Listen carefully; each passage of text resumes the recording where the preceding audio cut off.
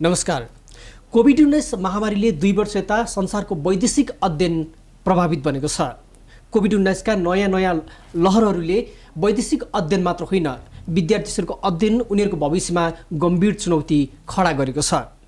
Australia, Japan, America, Europe लगायत नेपालका महत्त्वपूर्ण शैक्षिक गन्तव्यहरू, डेस्टिनेसनहरू महामारीको कारणले प्रभावित बनेका छन्।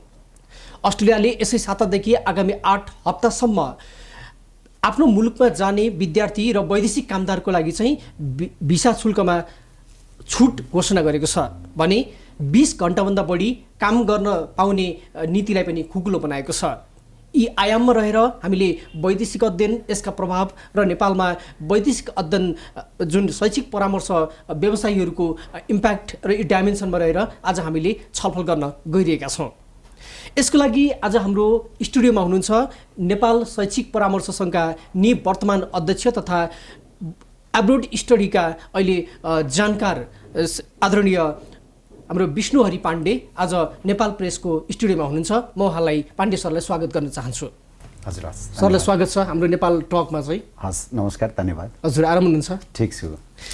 अब खास गरी मैले कुराकानीको सुरुवात चाहिँ अस्ट्रेलियाली प्रधानमन्त्री स्कट मोरिसनले हिजो जुन एउटा महत्त्वपूर्ण अनाउन्स गर्नुभयो भिसा शुल्क र कामको आवरलाई लिएर, यसबारेमा हाम्रा नेपालका जो चासो व्यक्त गर्ने विद्यार्थी, अभिभावकदेखि त्यो स्टेक होल्डरमा पनि अलि थोरै धेरै कुराहरूको अलि यसबारेमा स्पष्ट पारिदिनुहोस् न, उहाँलाई अझ क्लियर पारिदिनुहोस् न। सबभन्दा पहिला नेपालबाट चाहिँ विदेश अध्ययनका निम्ति जानेमा अस्ट्रेलिया चाहिँ दोस्रो गन्तव्यको रूपमा छ। पहिलो गन्तव्य जापान, त्यो सङ्ख्याको हिसाबले हेर्दाखेरि, र दोस्रो चाहिँ अस्ट्रेलिया छ। र पछिल्लो समय अस्ट्रेलियन गभर्मेन्ट, त्यहाँको बोर्डर एजेन्सीहरू, त्यहाँको प्राइम मिनिस्टरले जुन खालको एनाउन्समेन्ट गर्नुभएको छ, त्यो विद्यार्थीहरूको अनलिमिटेड वर्क पर्मिटको हिसाबले विद्यार्थीहरू पहिला अध्ययन पश्चात मात्रै काम गर्ने कुरा, र हिजोको एउटा स्टेटमेन्टले चाहिँ अब पढ्नुभन्दा अगाडि नै कोही विद्यार्थीहरू अस्ट्रेलियामा गइसकेको छ भने उसले फुल टाइम काम गर्न पाउने अर्को दोस्रो एनाउन्समेन्ट। र तेस्रो चाहिँ एनाउन्समेन्ट भनेको जुन 8 हप्तासम्म जति पनि विद्यार्थीहरू हिजोदेखि जाने विद्यार्थीहरू छन् अथवा पेन्डिङमा बसेर अस्ट्रेलिया प्रवेश नगरेका विद्यार्थीहरूको लागि भिजा फीमा रिबेट गर्ने भनेर एउटा खालको गिफ्ट जस्तो जुन एउटा चाहिँ प्रेसिडेन्टले जुन एनाउन्समेन्ट गर्नुभएको छ, त्यसले जो विद्यार्थीहरू अस्ट्रेलियामा गएर म पढ्छु, आफ्नो एउटा गन्तव्य अस्ट्रेलियालाई बनाउँछु र प्यारेन्ट्सहरूले पनि एउटा लगानीको हिसाबले पनि एउटा सुरक्षण हुन्छ भन्ने कुराको एउटा विश्वास हिजोदेखि अझ थप चाहिँ बढेको छ। र अस्ट्रेलियन एजुकेसन प्रमोट गर्ने हामी जस्ता व्यवसायीहरूलाई पनि एउटा पोजिटिभ इम्प्याक्ट चाहिँ यसले पारेको छ। अस्ट्रेलिया सरकारको निर्णयपछि खास गरी नेपाली विद्यार्थीहरूले कसरी लाभान्वित हुनेछन् त? यसले चाहिँ जो विद्यार्थीहरू भिजा पाएर बसेका छन्, ती विद्यार्थीहरू हिजोको एनाउन्समेन्ट पछिले एउटा अब जाने प्रक्रियामा उनीहरू हुन्छन् जस्तो हामीलाई लाग्छ, पहिलो कुरा। दोस्रो कुरा चाहिँ पक्कै पनि विद्यार्थीहरू अध्ययनका निम्ति त्यहाँ गए तापनि विद्यार्थीहरूले पार्ट टाइम जबलाई चाहिँ एउटा साइड बाई साइड काम गर्ने र एउटा सर्टेन इन्कम जेनेरेट गर्ने पनि एउटा माध्यम, एउटा आधार बनाउँथे। त्यसको अर्को एउटा पोजिटिभ इम्प्याक्ट हो भने तेस्रो इम्प्याक्ट के हो भन्दा जसरी गभर्मेन्ट फ्लेक्सिबल भएर आएको छ, जसरी प्रेसिडेन्ट के अरे प्राइम मिनिस्टरको जुन खालको एनाउन्समेन्ट छ, जुन विद्यार्थी त्यहाँ अब भोलिका दिनमा चाहिँ चाहे त्यो पिआरका कुराहरू होस् अथवा अरू कुराहरूमा पनि यस्ता खालका एनाउन्समेन्ट हुन्छन् र विद्यार्थीलाई अझै सहज हुन्छ भन्ने परिणामको एउटा चाहिँ यो एउटा एक्जाम्पल पनि सेट हो। यी कुराहरूले गर्दाखेरि विद्यार्थीहरू अरू थप लाभान्वित भएका छन्। अहिले झन्डै 3000 नेपाली विद्यार्थीहरू अहिले अस्ट्रेलियाको तयारीमा छन् र उनीहरू नै डाटा हाम्रो के छ, हाम्रो तपाईँहरूको तथ्याङ्क अनुसार थोरै कति विद्यार्थीहरू यसबाट लाभान्वित हुन सक्छन् र कति जाने तयारीमा छन्, त्यो डाटा? यो चाहिँ करिबन 4200 विद्यार्थीहरू भिजा लागेर जुन डिसेम्बर 1बाट एनाउन्समेन्ट भएको थियो अस्ट्रेलियाको अब बोर्डरहरू खुल्यो भन्ने कुरा, र पछि 2 विक्सलाई यसले एक्सटेन्सन गरेर डिसेम्बर 15सम्म राख्दाखेरि करिबन 4200 विद्यार्थीहरू, नेपाली विद्यार्थीहरू भिजा लिएर बसेका थिए। ती विद्यार्थीहरू अहिले जाने क्रम चाहिँ तीव्र ढङ्गले अगाडि बढेको छ र अलमोस्ट अब 500-700 विद्यार्थी बाहेक सबै विद्यार्थीहरू गइसकेको आजको परिस्थिति हो। र यो बिचमा विद्यार्थीहरू एउटा प्रोसेसको हिसाबले करिबन 3000 विद्यार्थीहरू चाहिँ अब फर्दर अब आउने चाहिँ फेब-मार्च इन्टेकको लागि तयारी गरेर बसेका छन्। यसले एउटा पोजिटिभ साइन, यो एनाउन्समेन्टले एउटा पोजिटिभ साइन गरेको छ र विद्यार्थीहरूले छिटोभन्दा छिटो आफ्ना प्रक्रियाहरू पुरा गरेर जाने तयारीमा छन्। तर भिजाको वेटिङमा बसेका करिबन 700-800 विद्यार्थीहरू छन्। यसले त थप अझ सहजता, अझ सजिलो एउटा महसुस विद्यार्थीहरूले गरिरहेका छन्। अस्ट्रेलियाले लामो समयपछि अन्तर्राष्ट्रिय सीमा पुनः खुला गर्यो, खोल्ने बन्द गर्ने गर्दाखेरि यसले पक्कै पनि विद्यार्थी र तिनका अभिभावकमा र हजुरहरूमा पनि एक प्रकारको अन्योलताको सिर्जना पनि गरेकै हो बिचमा। धेरै हजारौँ प्रभावित भएर लगभग करोडौँ लगानी एक प्रकारले फसेको अवस्था थियो। अहिले जुन प्रकारको बिचमा च्यालेन्जेस आयो नि, यो च्यालेन्जेसहरू अलिक मत्थर भएर जाने सङ्केत हामी आशावादी हुन सक्छौँ या सिचुएसन कस्तो छ निकट भविष्यमा चाहिँ? अहिले अस्ट्रेलियाको त्यहाँको चाहिँ आजको पोजिसन, आजको टाइम हेर्दाखेरि जुन विभिन्न खालका कोभिडका भेरिएन्टहरू देखेका छन् त्यो भेरिएन्टको इम्प्याक्ट भनेको विद्यार्थीहरूलाई खासै त्यो लेभलमा पुगेको हामी देख्दैनौँ। र अस्ट्रेलियन गभर्मेन्टले चाहिँ यसलाई एउटा युज्डको हिसाबले विद्यार्थीहरूले एन्टिजेनहरू टेस्ट गर्ने, एउटा आइसोलेसनमा सर्टेन टाइममा बस्ने र त्यसपछि फर्दर काममा जाने, यो प्रक्रिया चाहिँ एउटा तीव्र ढङ्गले गएको छ। र पछिल्लो समयमा संसारभरिकै यो भेरिएन्टको इम्प्याक्ट हेऱ्यौँ भने पनि हामीले यो भेरिएन्टको जसरी एउटा चाहिँ जसलाई लागेको हुन्छ कोभिड अथवा कोरोना जो इन्फेक्टेड हुन्छ त्यसको एउटा चाहिँ एउटा भनौँ न त्यसको चाहिँ त्यति डेप्थमा अथवा त्यति पीडादायी नभएर यसको सहजता पनि देखिन्छ। यसले गर्दाखेरि पनि एउटा यो पोजिटिभ साइन हो यो भेरिएन्टकै पनि। अब यो संसारभरि नै एउटा लेभलमा आएर यसको अझै प्रभावहरू कम हुँदै जान्छ कि भन्ने चाहिँ त्यो नेपालमै पनि होस् र अस्ट्रेलियामा पनि त्यो कुरा हामीले देखिरहेका छौँ। तर गभर्मेन्टको कुरा र विद्यार्थीहरूको यो बिचमा रहेर जो विद्यार्थीहरू भिजा लागेर बसेका थिए, जसले अनलाइनमा आफूलाई पढ्नुपर्ने थियो र अनलाइनमा सर्टेन सेमेस्टरहरू उसले कम्प्लिट गरेर बाँकी रहेका सेमेस्टरहरू त्यहाँ पढ्न भनेर अहिले जुन जाने क्रम तीव्र ढङ्गले चलिरहेको छ, यसले चाहिँ यो सहजताले गर्दा यो ओपननेस अथवा त्यो खालको वाइज डिसिजन गभर्मेन्टको तर्फबाट भएको कुराले चाहिँ विद्यार्थीहरू आशावादी छन् र यसले हामी व्यवसायहरूलाई पनि एउटा सहजता प्रदान गरेको छ। मरिसन नेतृत्वको जुन क्याबिनेटले यो निर्णय गरेपछि नेपाली विद्यार्थी जो जाने तयारीमा छन् उनीहरूलाई त लाभान्वित एउटा लटरी परे जस्तै नै भयो। अस्ट्रेलियामै रहेका जति नेपालीहरू छन् जो पेन्डेमिकले असर परेर बसेका, उनीहरूलाई कतिको फाइदा पुग्न सक्छ यो निर्णयले चाहिँ? हेर्दाखेरि अहिलेको चाहिँ मरिसनको चाहिँ जुन पछिल्लो चाहिँ स्टेटमेन्टहरू आइरहेको छ त्यो स्टेटमेन्टले त्यहाँका रहेका लोकल अथवा त्यहाँका रहेका चाहिँ इमिग्रेन्टहरूलाई भन्दा पनि बढी बाहिरबाट अब हामी खुला छौँ, हामी सेफ हुँदैछौँ र हामीले यसित चाहिँ जुधेर अगाडि बढिरहेका छौँ भन्ने कुराको एउटा राम्रो म्यासेज दिएको छ। त्यहाँको पर्टिकुलर स्टुडेन्ट्सलाई भन्दा पनि त्यहाँको पर्टिकुलर स्टुडेन्ट्सलाई पनि एउटा अपर्च्युनिटीको हिसाबले त त्यो राम्रै कुरा भयो जस्तो मलाई लाग्छ। किनभने कतिपय क्लासेसहरू अनलाइन हुँदाखेरि पनि र हप्तामा एकै हप्ता कम्प्लिट 5 दिन 6 दिन नपढिकन 2 दिन 3 दिनका चाहिँ कोर्सहरू अनलाइनबाट पढ्ने र फर्दर काममा जाने कुराले एउटा सहजता चाहिँ प्रदान गरेको छ। त्यहाँकालाई पनि केही हदसम्म फाइदा भएको छ। तर ओभरअल अहिलेको स्टेटमेन्ट भनेको ओभरसिज एडुकेसन्स अथवा त्यो आउने विद्यार्थीहरूको लागि टार्गेट गरेर लिएको यो डिसिजन हो। अस्ट्रेलिया बाहेक नेपालका अब्रोड स्टडीका प्रमुख गन्तव्य मुलुकहरू Japan, New Zealand, Europe, America, Canada अरू जुन गन्तव्यहरू छन् नि, त्यहाँको अहिलेको करेन्ट सिचुएसन कस्तो छ? अब्रोड स्टडीको अहिले यो पेन्डेमिकको कारणले तपाईँहरूलाई के जानकारी छ अहिले चाहिँ? सबभन्दा पहिला नेपालबाट सबभन्दा बढी विद्यार्थीहरू जाने भनेको जापान हो, दोस्रोमा चाहिँ अस्ट्रेलिया हो, तेस्रोमा अमेरिका हो र चौथोमा युके, युरोप लगायतका अरू डेस्टिनेसनहरूमा विद्यार्थीहरू जान्छन्। अहिले चाहिँ बोर्डरहरू बन्द भएको भनेको चाहिँ जापान र न्युजिल्यान्डको बोर्डर बन्द छ, त्यहाँ भिजाका अरू फर्दर प्रक्रियाहरू भएका छैनन्। अरू ठाउँमा चाहिँ अमेरिकामा, क्यानाडामा, युकेमा, युरोपका अरू देशहरूमा र चाहिँ अस्ट्रेलियामा अहिले बोर्डरहरू खुला भएर विद्यार्थीहरू जान थालेका छन्। जापानमा लामो समयसम्म जापान जाने भनेर भिजा अथवा COE लिएर बसेका, कन्फर्मेसन अफ इनरोलमेन्ट लिएर बसेका विद्यार्थीहरू एउटा तिनीहरूको लागि चाहिँ एउटा ठुलो चुनौती, ठुलो लस चाहिँ भएको छ। मलाई लाग्छ अब फेब्रुअरीको एन्डसम्ममा एउटा खालको स्टेटमेन्ट त्यहाँबाट पनि हुन्छ र एउटा संस्था हुन्छ जस्तो हामीले एउटा जुन टचमा बस्दाखेरि त्यहाँ चाहिँ एम्बेसीमा होस् चाहे त्यहाँका विभिन्न निकायहरूसित चाहिँ हामीले टचमा बसेर इन्फर्मेसनहरू ग्यादर गर्दाखेरि त्यो खालको सिम्टम्सहरू देखिन्छ। तर चाहिँ अहिले नै भनिसक्ने अथवा फेब्रुअरीको यो डेटबाट खुला हुन्छ भन्ने परिस्थिति चाहिँ आजको छैन। तर चाहिँ अरू देशमा एउटा सहजता भएको नै छ। अमेरिका, बेलायत जस्ता देशहरूले चाहिँ हिजो यो बोर्डरहरूलाई लामो समयसम्म बन्द नगरे एउटा खालको ओपननेस थियो र केही विद्यार्थीहरूले चाहिँ अमेरिका अथवा चाहिँ युकेलाई एउटा गन्तव्य बनाएर अगाडि जाने ट्रेन्ड पनि हिजोको दिनमा भन्दा आज यो बिचको समयमा चाहिँ बढी सङ्ख्यामा चाहिँ थियो। विश्व स्वास्थ्य सङ्गठनले नै 1-2 दिन अगाडिको प्रेस मिटमा ओमिक्रोन अन्तिम भेरिएन्ट नभएर त्यसपछि नयाँ वेभहरू आउन सक्ने, नयाँ भेरिएन्टहरू फेरि आउन सक्ने, त्यसले फेरि तत्काल अन्त्य नहुने भन्ने प्रकारको जुन कुरा आइरहेछ, जुन WHO को प्रेडिक्सनले वैदेशिक अध्ययनलाई निकट भविष्यमा कति प्रभावित हुने तपाईँहरूको मूल्याङ्कन छ? यसलाई अब यो कोभिड अथवा विभिन्न खालका भेरिएन्टहरू अब यो चाहिँ अब फर्दर अर्को कुरा आउँछ भनेर अब चुप लाएर बस्ने परिस्थिति हो जस्तो चाहिँ हामीलाई लाग्दैन।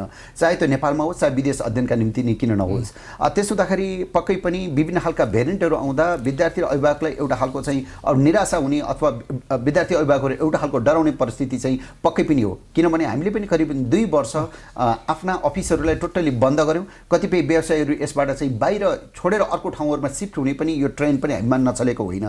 तर यस्ता खालका चाहिँ भेरिएन्टहरूका विभिन्न खालका सिम्टम्सहरू अथवा विभिन्न खालका चाहिँ आउँदाखेरि समस्या हुनु त स्वाभाविकै हो। तर अब यसबाट चाहिँ छुटकारा भएर अथवा यसमा बाहिर रहने आज परिस्थिति चाहिँ हो जस्तो हामीलाई लाग्दैन। तपाईहरूको कन्सल्टेन्सी शैक्षिक परामर्श पनि एउटा ठुलो व्यापारको रूपमा चाहिँ नेपालमा रहिआएको छ। यसले एउटा एक प्रकारको सर्टेन अमाउन्टको रेभिन्यू पनि गरेर यसले देशमा नि योगदान दिइरहेछ। थोरै तपाईहरूको नेपालको अहिले परिस्थिति पोस्ट पेन्डेमिक पिरियडमा चाहिँ त्यसले अरू जस्तै व्यापार व्यवसायमा पनि धक्का लाग्यो, धेरै व्यवसायहरू विस्थापित भए। तपाईहरूको पेसाबाट कति विस्थापित भए, कति टिकिरहनु भएको छ होइन? थोरै हामीलाई हाम्रो दर्शकलाई चाहिँ बताइदिनुहोस् न। सबभन्दा पहिला चाहिँ यो व्यवसाय सेवामुखी व्यवसाय हो।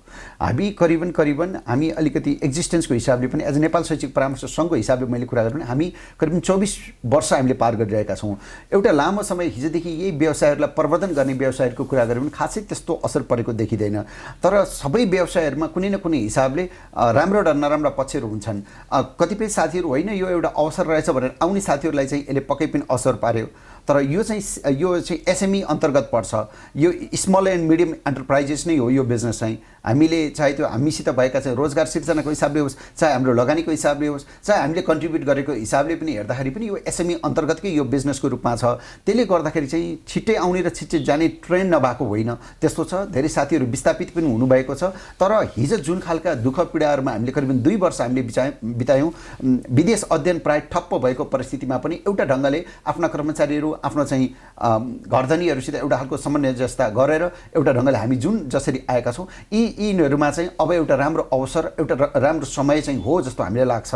तर चाहिँ आउने र जाने क्रम चाहिँ जहाँ पनि हुन्छ र धेरै साथीहरू एउटा खालका साथी एउटा सङ्ख्या चाहिँ करिबन लाग्छ मलाई 150-200 कन्सल्टेन्सीहरू परामर्शदात्रीहरू चाहिँ यसबाट विस्थापित भएको हामीले झट्टै हेर्दाखेरि त्यस्तो देख्न सक्छौँ।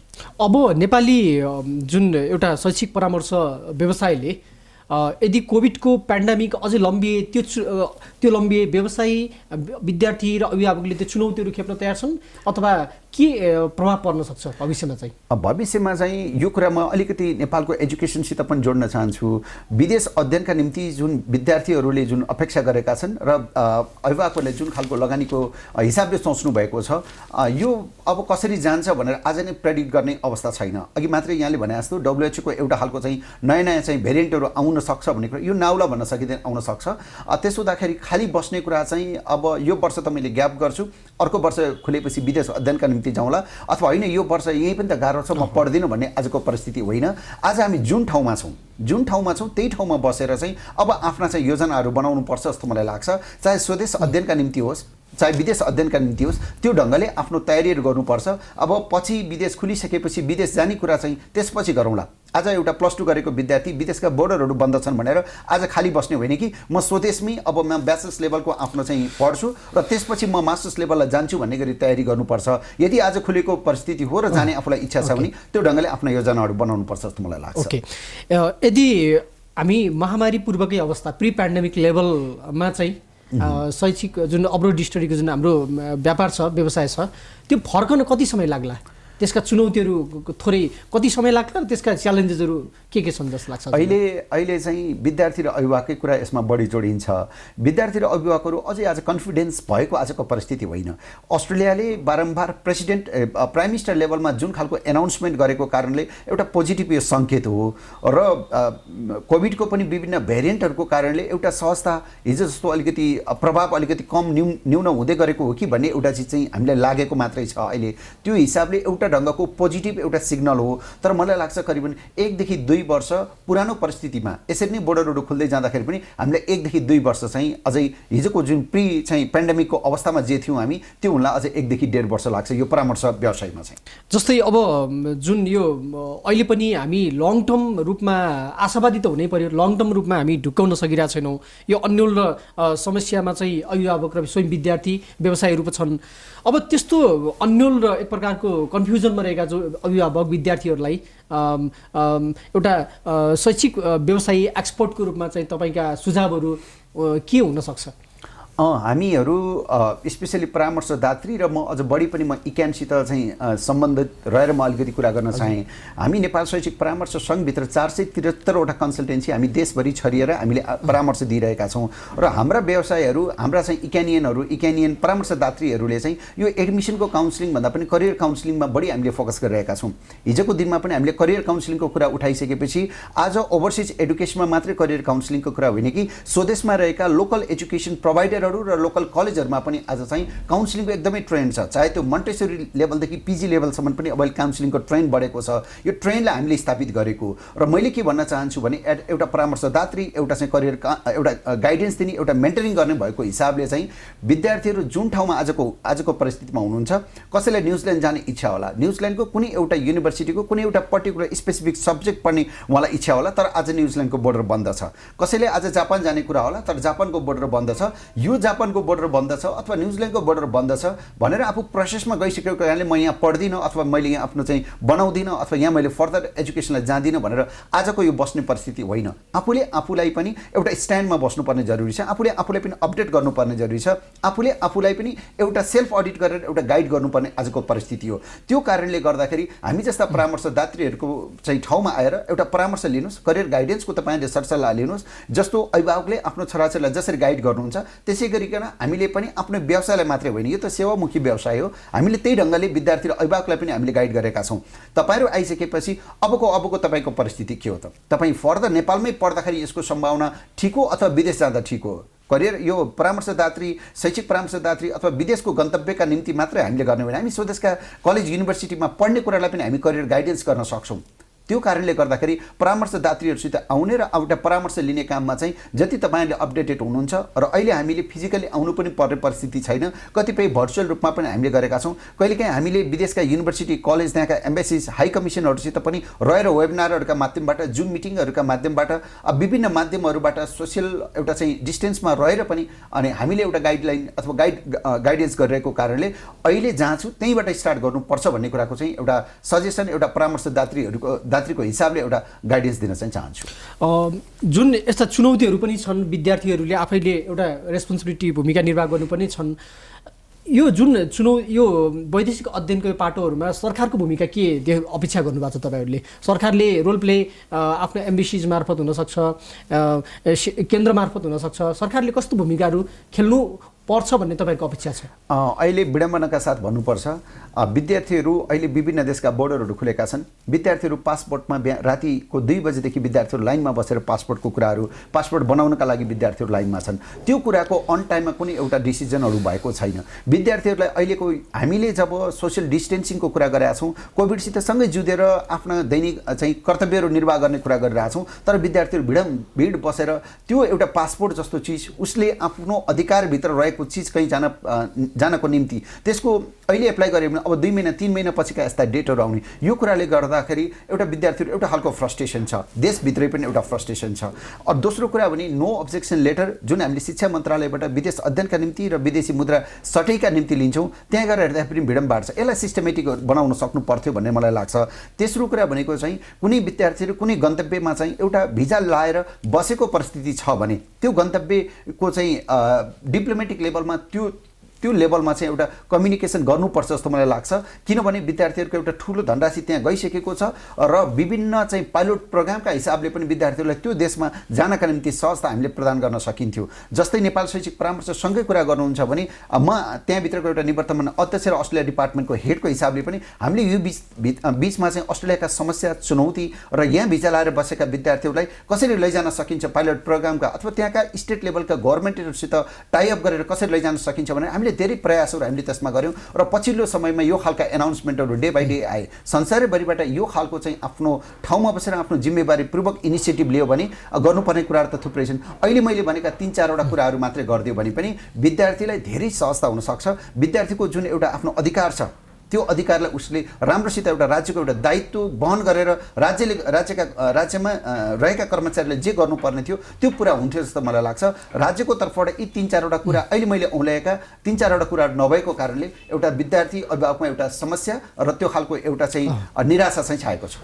पहिलो लहरताका जस्तै अस्ट्रेलियाबाट नेपाल आएको बेलामा लकडाउन भएर भिजा एक्सपायरको कारणले चाहिँ जान नपाएका धेरै विद्यार्थी मैले साथीहरू देखेको छु। अब उनीहरू अहिले धेरै मानसिक तनावमा छन्, उनीहरूलाई एकदम कठिनाइ छ। अब जुन एउटा त्यस्तो सर्टेन समस्यामा परेका जो स्टुडेन्टहरू लकडाउनको कारणले जान पाएनन्, उनीहरू बोर्डर क्लोजले गर्दा, अब तपाईँहरूले कस्तो भूमिका खेल्नुहुन्छ र त्यसमा चाहिँ अस्ट्रेलियन सरकारले कस्तो भूमिका खेल्न सक्छ ती विद्यार्थीहरू जो जान पाएनन् पेन्डेमिकले गर्दाखेरि? यसमा योभन्दा अघिल्लो एनाउन्समेन्टले नै यो सबै कुराहरू क्लियर गरिसकेको थियो।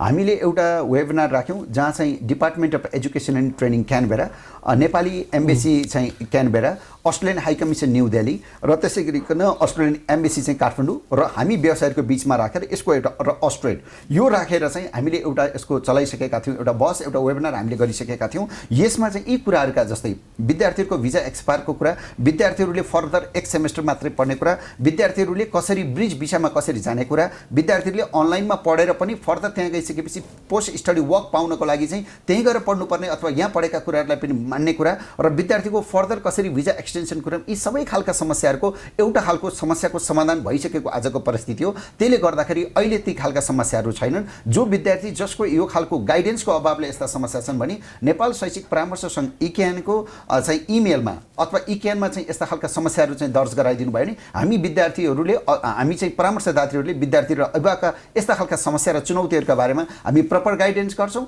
र विद्यार्थीहरूलाई जुन ढङ्गले सहज हिसाबले चाहिँ बोर्डर क्लियरेन्सको काममा हामी एउटा सहयोगीको हिसाबले हामी गाइडलाइन र चाहिँ एउटा काउन्सिलिङ गर्न सक्छौँ। जस्तै यो पेन्डेमिक टाइममा चीन लगायतका मुलुकबाट महामारीले गर्दा फर्किएका तर बोर्डर क्लोजले गर्दा अहिले पनि जान नपाएर इन्टर्नसिप गुमाउनु पर्ने अवस्था जुन विद्यमान भएर आन्दोलन पनि चलिरहेछ।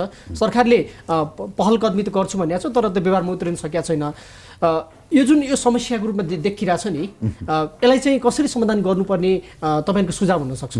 यसमा चाहिँ मूलतः चीनको कुरामा, चीनमा पनि मेडिकल एजुकेसन पढ्न जाने विद्यार्थीको कुराको केही समस्याहरू नेपाल शैक्षिक परामर्श सङ्घमा पनि नआएको होइन र हामीले शिक्षा सचिव र चाहिँ हामी सम्बन्धित निकाय जस्तो मेडिकल एजुकेसनको बारेमा वकालत गर्ने अथवा ती खालका एसोसिएसनहरूसित हामीले एउटा परामर्श अथवा डिस्कसनको गरेर मलाई लाग्छ 2015 र 2016मा गइसकेका विद्यार्थीहरूको अबको समस्या नहुने र फर्दर विद्यार्थीहरूको लागि एउटा चाहिँ नोटिस आएको थियो र मलाई लाग्छ डिसेम्बरको 8 सम्म त्यसको समय थियो जुन जसको समस्या परेको छ त्यो एप्लिकेसन दिने र त्यो एउटा प्रक्रियामा गएको आजको परिस्थिति हो र यसको कङ्क्रिट कुरा चाहिँ भइसकेको छैन।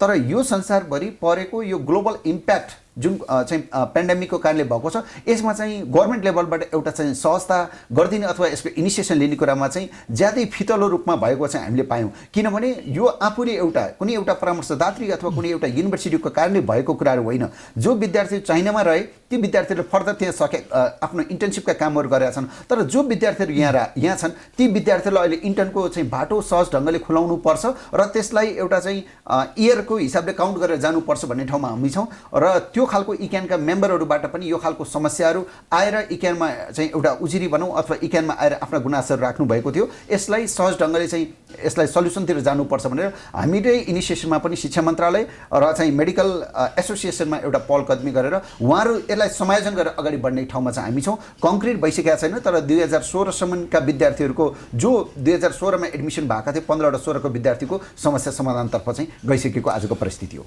सन् 2022 मा चाहिँ कस्तो हुने देख्नुहुन्छ तपाईँले? वैदेशिक अध्ययन हाम्रो नेपाल अनि थोरै कतिको आशावादी हुन सकिन्छ हामी सन् 2022 लाई लिएर? हामीले 2019, 2020 र 2021मा चाहे त्यो +2 एडुकेसन हो चाहे ब्याचलर्स एडुकेसन पढेका विद्यार्थीहरूको एउटा डम्प भएर बसेको आजको परिस्थिति हो। हिजोको दिनमा कुनै कन्ट्रीले ग्याप भएका विद्यार्थीहरूलाई नलिने जुन एउटा ट्रेन्ड थियो, जस्तो 1 वर्षभन्दा बढी ग्यापलाई चाहिँ एक्सेप्ट नगर्ने थियो, त्यो ग्यापलाई पनि एक्सेप्टेन्स गर्छौँ भनेर ती देशहरूले आफ्ना भिजा पोलिसिजहरूमा चाहिँ अलिकति परिवर्तन गरेको आजको परिस्थिति छ। मलाई 2022 चाहिँ एउटा राम्रो चाहिँ विदेश अध्ययनका निम्ति राम्रो समय हुन्छ जस्तो चाहिँ मलाई लाग्छ र व्यवसायीहरूले पनि त्यही ढङ्गले आफूलाई तयारी गरेको चाहिँ आजको परिस्थिति छ। र अहिले विद्यार्थीहरू यो प्रोफिसिएन्सी सर्टिफिकेट लेभलका कोर्सहरू, चाहे इङ्ग्लिस टेस्टका कुरा होस्, चाहे जापानिज ल्याङ्ग्वेजको कुरा होस्, चाहे अरू देशमा पढ्न जाँदाखेरि जुन प्रोफिसिएन्सी सर्टिफिकेट लेभलका कोर्सहरू गर्नुपर्छ ल्याङ्ग्वेजको हिसाबले, त्यसको तयारी गर्न आएको सङ्ख्या हेर्दाखेरि पनि एउटा उत्साहजनक चाहिँ देखिन्छ। विदेश अध्ययन अब्रोड स्टडीको लागि जाने मनस्थितिमा रहेका जो विद्यार्थीहरू यो स्टक भएर बसिरहेछन्, उनीहरू तत्काल निर्णय गर्न सकिरहेछन्। अब मुख्य चाहिँ महामारीको समयमा विद्यार्थीहरूलाई तपाईँको सुझाव के हुन्छ? अब वैदेशिक अध्ययनको लागि तपाईँले टिप्सहरू हुन्छ नि, एज अ शैक्षिक परामर्शदात्री जानकारको रूपमा चाहिँ तपाईँको सुझावहरू के हुन्छन्? नेपाली विद्यार्थीहरूले कस्ता टिप्सहरूलाई फलो गर्नुपर्छ? सबभन्दा पहिला त यस्ता खालका महामारीहरूमा आफूलाई सेल्फ कन्ट्रोल नै सबभन्दा ठुलो कुरा हो। दोस्रो कुरा चाहिँ आफूलाई चाहिँ अपडेटेड पनि राख्नुपर्ने अर्को कुरा छ। अब केही चिज भएन, कुनै आशा छैन, एउटा निराशामा बस्नुभन्दा पनि आफूलाई चाहिँ एउटा चाहिँ इङ्गेज गराउनु पर्यो। त्यसले गर्दाखेरि आफ्नो एउटा आफूले एउटा भनौँ न एउटा चाहिँ साइकोलोजिकली पनि आफूलाई ठिक ठाउँमा राख्न त्यसले सहजता गर्छ। यदि इङ्गेजमेन्ट भएन भने एउटा लोनलिनेस क्रिएट हुन्छ र लोनलिनेस पछि चाहिँ एकपछि अर्को समस्याहरू आउँदै गर्छन्। त्यसो हुँदाखेरि आफूलाई चाहिँ इङ्गेजमेन्ट राख्नु पर्यो पहिलो कुरा चाहिँ। दोस्रो कुरा चाहिँ विदेश अध्ययन गर्न चाहनुहुन्छ भने प्रोफिसिएन्सी सर्टिफिकेट लेभलका कोर्सहरूमा आफूलाई अपडेटेड राख्नु पर्यो र ती देशहरूमा चाहिँ फर्दर गइसकेपछि कस्ता खालका चाहिँ अपर्च्युनिटी प्राप्त गर्न सकिन्छ र त्यसको प्राइमेरी लेभलका कोर्सहरू आफूले अनलाइन मार्फतबाट गर्ने कुरालाई दोस्रोमा राख्नु पर्यो। तेस्रो कुरा भनेको चाहिँ एकाडेमिक, जसको विद्यार्थीहरूको राम्रो एकाडेमिक स्ट्रेन्थ छ र के कुरा गर्दाखेरि चाहिँ अझै स्कलरसिपका सम्भावनाहरू उसले चाहिँ प्रचुर मात्रामा प्राप्त गर्न सक्छ। आफूले कसरी स्कलरसिप पाउने भन्ने कुराहरूको विभिन्न अहिले त चाहिँ सोसियल साइट्सहरू अझ विभिन्न वेबसाइटहरूबाट ती अवसरहरू लिने कुरामा पनि आफूले इङ्गेजमेन्ट गर्नु पर्यो। अनि अर्को इम्पोर्टेन्ट कुरा भनेको चाहिँ अहिले रिसर्च गर्ने पनि बेला हो। यो रिसर्चमा आफूलाई राखेर ती कोर्सहरू पढिसकेपछि फर्दर नेपालमा आइसकेपछि कस्ता खालका अपर्च्युनिटीहरू प्राप्त गर्न सकिन्छ, अथवा आफूले त्यही देशमा एउटा लङ टर्म सेटलमेन्टमा आफूले आफूलाई त्यो ढङ्गले आफूले तयारी गर्यो भने पनि कस्तो खालको चाहिँ अपर्च्युनिटी प्राप्त गर्न सकिन्छ, चाहे त्यो चाहिँ पर्मानेन्ट रेसिडेन्सीको हिसाबले होस्, चाहे चाहिँ जबको हिसाबले होस्, अथवा कुनै स्टार्टअप र इनोभेसन भेन्चरहरूमा आफूले गर्दाखेरि के अपर्च्युनिटी हुनसक्छ, यी कुराहरूलाई जोडेर चाहिँ एउटा विद्यार्थीले आफ्ना योजनाहरू बनायो भने चाहिँ ऊ सफलता प्राप्त गर्न सकिन्छ र यो पेन्डेमिकमा एउटा खालको आफूलाई इङ्गेजमेन्ट पो बनाउन सक्छ जस्तो मलाई लाग्छ। एकजना राजदूतज्यूले एउटा अन्तर्वार्ताको दौरान बोल्नुभएको थियो, अस्ट्रेलिया जति पनि स्टुडेन्टहरू जान्छन् त्यहाँ मुख्य उद्देश्य उनीहरूको अब्जेक्टिभ एउटा स्टडीसँग काम पनि हुने गर्छ। हाम्रो सरकारले श्रम सम्झौता नै गरिदिए आनन्द, यो समस्या नै आउँदैन भनेर उहाँले टिप्पणी गर्नुभएको थियो। त्यो टिप्पणीमा तपाईँको स्टेटमेन्ट के छ? यो अब राजदूतज्यूले यो कुरा कसरी गर्नुभयो, कुन चाहिँ आधारमा उहाँले गर्नुभयो, कुन एउटा चाहिँ नलेजमा रहेर, कुन बेसमा रहेर उहाँले कुरा गर्नुभयो, त्यो उहाँले बुझ्ने कुरा हो। मलाई लाग्छ त्यो कुरा बिल्कुल फरक कुरा हो। एउटा विद्यार्थी आजको यो एउटा ग्लोबल भिलेज र त्योसित सँगसँगै मैले आज ग्लोबलाइजेसन र ग्लोबलाइजेसनको म दुईटै कुरालाई जोड्न चाहेँ। ग्लोबलाइजेसन पनि र ग्लोबलाइजेसनको आजको दुनियाँमा चाहिँ अध्ययनका निम्ति विद्यार्थीहरूलाई कहीँ कतै रोक्न सकिँदैन र श्रम सम्झौता गरेर जाने भन्ने कुरामा चाहिँ म मान्दिनँ पहिलो कुरा। र हामीले गरेको चिज पनि त्यो होइन। हामीले गरेको त विशुद्ध एउटा विद्यार्थीको अध्ययनको निम्ति जाने कुराको एउटा परामर्श दिने मात्रै हामीले काम हो। र विद्यार्थीको यसो क्याटेगोरिकली मेरो एउटा लामो यो फिल्डको एउटा एक्सपिरियन्सको हिसाबले र हेर्दाखेरि पनि म के देख्छु भने विद्यार्थीहरू 3 प्रकारका हुन्छन् जस्तो मलाई लाग्छ।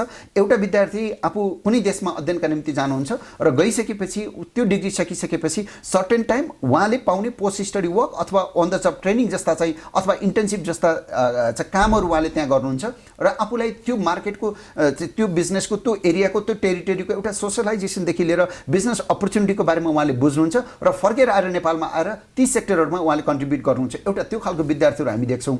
दोस्रो विद्यार्थी विदेश अध्ययनका निम्ति जाने, अध्ययनका निम्ति एउटा चाहिँ पार्ट टाइम वर्कलाई अथवा अरू खालका अपर्च्युनिटीहरूलाई आफूले ग्र्याब गर्ने र आफ्नो डिग्रीलाई कन्टिन्युएसन गर्ने र विद्यार्थी चाहिँ त्यहाँ बस्दा पनि ठिक छ अथवा फर्केर आउने कुरालाई पनि ठिक छ। त्यो दुईटै कुरामा ओपन माइन्ड भएको दोस्रो क्याटेगोरीको विद्यार्थी देख्छौँ भने तेस्रो विद्यार्थीहरू चाहिँ तेस्रो क्याटेगोरीको कुनै न कुनै हिसाबले म विदेशमा अध्ययनका निम्ति अथवा यो बाटोलाई म प्रयोग गर्छु र माइग्रेन्ट हुन्छु अथवा पर्मानेन्ट रेसिडेन्सीको त्यो अपर्च्युनिटी म लिन्छु भनेर जाने, यो 3टा खालका क्याटेगोरीका विद्यार्थीहरू हुन्छन्। त्यसो हुँदाखेरि श्रम सम्झौता गरेर जाने कुरा चाहिँ यो बिल्कुल गलत कुरा हो जस्तो मलाई लाग्छ। श्रम सम्झौता जाने त राज्यले त्यो खालको इनिसिएसन गरेर अरू माध्यमहरू हामीसित श्रम मन्त्रालय छ, अरू ढङ्गले जान सकिन्छ, तर विद्यार्थीहरूलाई त्यही क्याटेगोरीमा राख्ने कुरा चाहिँ गलत कुरा हो जस्तो मलाई लाग्छ। नेपाल प्रेस हेरिरहनुभएका दर्शक अडियन्स मार्फत हजुरको सन्देश के हुन्छ? मैले सोध्न बिर्सेका, हजुरले भन्न बाँकी रहेका केही सन्देशहरू छ हाम्रो दर्शकलाई? सबभन्दा पहिला नेपाल प्रेसले जुन विदेश अध्ययनका निम्ति र अहिले विद्यार्थी र अभिभावक जुन एउटा डिलेमामा हुनुहुन्छ उहाँहरूलाई एउटा चाहिँ मेसेज डेलिभरी गर्ने हिसाबले जुन एउटा अपर्च्युनिटी क्रिएट गर्नुभयो, म पहिला धन्यवाद दिन चाहन्छु एउटा हिसाबले। दोस्रो कुरा चाहिँ अघि मैले भनेका कुरालाई केही कुराहरूलाई समराइज गर्न चाहेँ। विदेश अध्ययन जति सहज ढङ्गले हामी कुरा गर्छौँ त्यति सजिलो पनि छैन, गाह्रो छ। हामी नेपाल शैक्षिक परामर्श सङ्घका 473वटा कन्सल्टेन्सी बाहेक पनि यो मुलुकमा करिबन अरू 3000 कन्सल्टेन्सीहरू पनि छन्। आफूले कुन देशमा जाने हो, कस्ता खालका सब्जेक्टहरू पढ्ने हो, फर्केर आइसकेपछि कस्ता खालका अपर्च्युनिटीहरू प्राप्त गर्न सकिने हो, ती देशहरूका भिजा पोलिसिजहरू कस्ता छन्, एउटा कन्सल्टेन्सीमा 100% डिपेन्डेन्ट हुने मात्रै कुरा होइन कि पक्कै पनि हामी त एक्सपर्ट हौँ। हाम्रो मेम्बरहरूको एउटा खालको एस्युरेन्स त हामीले गरौँला, इकेनभित्र रहेका इकेनियनको बारेमा त हामीले एउटा खालको जिम्मेवारी, एउटा खालको लाइबिलिटी हामीले लिउँला। त्यसो हुँदाखेरि कतिपय कन्सल्टेन्सीहरू शिक्षा मन्त्रालयका स्वीकृति प्राप्त कन्सल्टेन्सीहरू हुन् कि होइनन्, ती कन्सल्टेन्सीहरूको चाहिँ कुन लेभलमा उनीहरूले आफ्ना विद्यार्थी र अभिभावकहरूलाई एउटा चाहिँ सर्भिस प्रोभाइड गरेका छन्, उनीहरू कतिको जानकार छन् भन्ने कुरा पनि विद्यार्थी र अभिभावकहरूले बुझ्नु पनि पर्ने जरुरी छ। यदि त्यसरी बुझ्नुभयो भने तपाईँहरूको विदेश अध्ययनको निम्ति जुन एउटा सोच बनाउनु भएको छ त्यसले एउटा चाहिँ त्यो सपना साकार हुन्छ। होइन भने हामी मार्केटमा छुटपुट रूपमा हामी देख्छौँ कहिलेकाहीँ समस्याहरू उत्पन्न भएका र कन्सल्टेन्सीको एसोसिएसनले त्यसको जवाफदेहिता पनि हामीले लिनु परेको पनि परिस्थितिहरू छन्। त्यो कुराहरूले गर्दा बुझेर जानुहोस् र चाहिँ विदेश अध्ययन त्यति सहज छैन। जानुभन्दा अगाडि गर्नुपर्ने पूर्व तयारीका कक्षा होस्, फाइनेन्सियल कुरा होस्, त्यो सब्जेक्ट मेटर पढेर आफूलाई कति फाइदा र घाटा गर्छ भन्ने कुरा चाहिँ बुझेर मात्रै जान हुनका निम्ति पनि म सम्पूर्ण चाहिँ विद्यार्थी अभिभावकहरूलाई म अनुरोध पनि गर्न चाहन्छु। धन्यवाद सर, यो महत्त्वपूर्ण समयको लागि हजुरलाई धन्यवाद। हस्, थ्याङ्क यू सो मच। दर्शकवृन्द, उहाँ हुनुहुन्थ्यो नेपाल शैक्षिक परामर्श सङ्घ इक्यानका पूर्व निवर्तमान अध्यक्ष भनौँ विष्णु हरि पाण्डे सर। उहाँ यो वैदेशिक अध्ययनदेखि यहाँको डिप्लोमेसी, यहाँको मार्केट, हाम्रो नीतिहरू बारेमा हामीले यो आयाममा रहेर चाहिँ कुराकानी गऱ्यौँ। खास गरी कोभिड-19 महामारीको यो बिचमा चाहिँ अस्ट्रेलियादेखि मेजर शैक्षिक गन्तव्य मुलुकहरूमा चाहिँ पारेको प्रभाव र असरको बारेमा र उहाँले नेपाल प्रेस मार्फत राम्रा विद्यार्थी, अभिभावक र सरकारलाई राम्रा सुझाव र एउटा पृष्ठपोषण पनि हामीले प्रदान गर्नुभयो। यो महत्त्वपूर्ण समयको लागि म विष्णु सरलाई हार्दिक धन्यवाद दिन चाहन्छु। आफ्नो तपाईँले यो अन्तर्वार्तामा के महत्त्वपूर्ण सुझाव, प्रतिक्रिया र सल्लाह छन् भने हाम्रो यो अन्तर्वार्ताको तल कमेन्ट बक्समा सुझाव, प्रतिक्रिया, सल्लाह ड्रप गर्न नबिर्सनु होला। हेरिदिनु भयो, धेरै धेरै धन्यवाद। नमस्कार।